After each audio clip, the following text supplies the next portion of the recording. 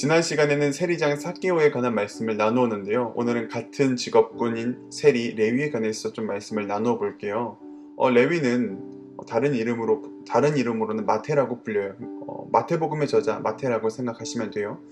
예수님께서 레위를 처음 부르셨을 때, 또 그리고 그의 집에 들어가셨을 때 그 장면을 지켜보던 많은 사람들은 참 의아해했어요. 그러니까 뒤에서 계속 수근수근 거렸던 거죠. 이것은 삭개오의 집에 들어가셨을 때랑 마찬가지예요.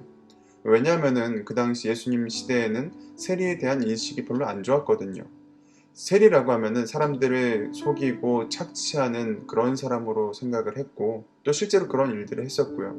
또 한편으로는 우상 숭배하는 로마인들에게 복종하는 그런 매국노와 같은 사람으로 인식을 했기 때문에 세리를 거의 죄인과 동급으로 취급을 했어요. 그런데 예수님께서 그런 죄인의 집에 들어가셔서 또 그들과 함께 식사를 나누시는 이 장면을 보니까 바리새인들과 또 그리고 사두개인들은 결코 이해할 수 없었던 거죠. 자, 그런데 우리가 좀 의문을 가져볼 부분이 있어요. 예수님은 제자를 부르실 때 정말 아무런 자격 요건을 안 보셨던 걸까요? 그도 그럴 것이 우리가 회사에 들어가기 위해서는 그 회사가 요구하는 능력들을 필요로 해요. 그래서 그것을 위해서 시험을 보기도 하고 면접을 보기도 하죠. 그런데 예수님의 제자들을 보면요.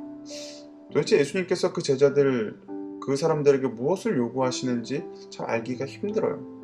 왜냐하면 예수님의 제자 중엔 어부도 있었고요. 오늘 본문에 나온 레위와 같은 세리도 있었고, 또 한편으로는 굉장히 민족주의적 정치 집단인 열심당원 시몬도 있었거든요. 그러니까 이 제자들을 이렇게 놓고 보면은 그들의 공통점을 특정 짓기가 참 어렵다는 거죠.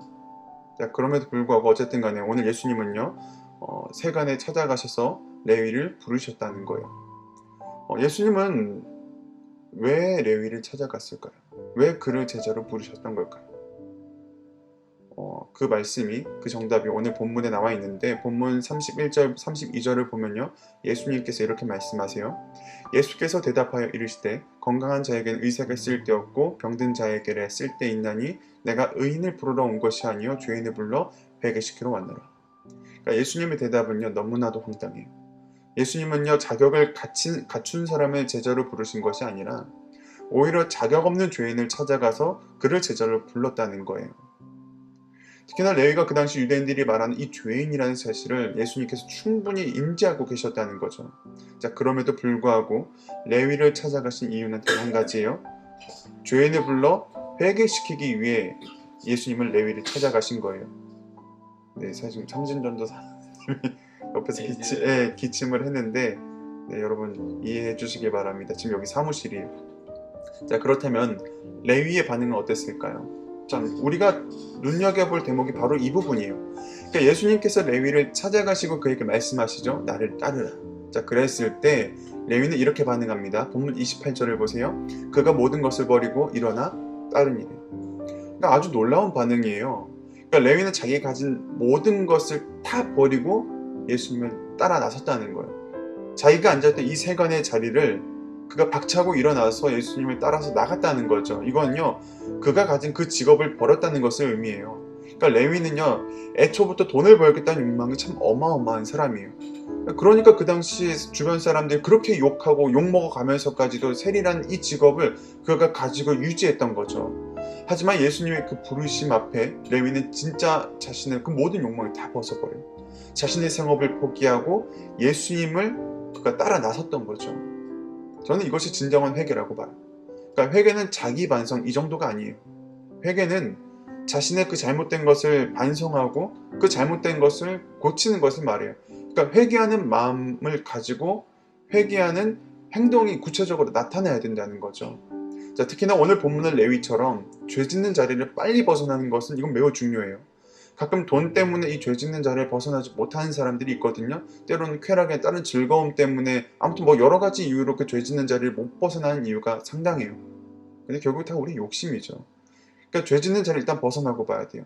그 자리에 계속 있으면 죄의 유혹에서 벗어날 수가 없어요. 그러니까 계속해서 죄의 영향력 아래에 있는 거예요. 제가 중학교 2학년 때 제가 과외를 다녔어요. 지금 생각해보면 마른 과인데 거의 학원에 가까운 그런 곳인데, 저와 함께 수업을 들었던 동급생 2명이 있어요. 같은 이제 학교 동창인데, 이 친구들 소위 말하는 일진 무리 중에 하나예요. 근데 이 친구들의 영향이 참 어마어마해요. 이 친구들의 영향이 어땠냐면은, 이 친구들과 같이 다니는 그 학원의 아이들이 점점 물들기 시작하는 거죠. 그러니까 그 학원에 나온 다른 동생들이 점점 나쁜 것을 배우기 시작해요. 언행이 거칠어지기 시작하고, 편의점이나 어디 마트에 가서 물건을 훔치기 시작하고요.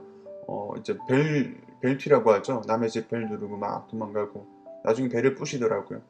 그러니까 그런 모습들을 이렇게 보면서 제 마음이 참 괴로워지기 시작했어요. 그 학원을 참 1년 정도 조금 안 되게 다녔던 것 같은데, 그 기간 동안에 제 양심의 가책을 느끼고 그 참 좌절하면서 홀로 괴로워하던 시간들이 계속 이어지는 거죠. 그리고 그 학원에 마침내 나왔을 때 제 마음이 너무나도 평안하더라고요. 그러니까 더 이상 양심에 찔리는 일을 하지 않아도 돼요. 그러니까 더 이상 죄 짓는 모습을 보지 않아도 돼요. 그리고 한 가지 더 놀라운 건요, 죄의 자리를 떠나서 예수님께로 나아가니까 망가진 저의 삶이 다시 회복되는 거예요. 예수님의 이 회복의 역사는 정말 놀라워요. 저의 망가진 인격을 고치시고요, 저의 부족한 사회성과 관계들을 오로지 은혜로 채우시는 거예요. 그렇게 주님 안에서 만족하는 삶을 배우고 복음의 능력을 경험하는 거죠. 오늘 말씀에 나오는 레위처럼, 그리고 과거의 저와 같이 죄에 병든 삶을, 그런 삶을 혹시라도 지금 살고 계시다면 우리를 회개시키시며 우리의 죄를 사하시고 우리를 회복시키시는 예수님께로 나아가기를 축복합니다.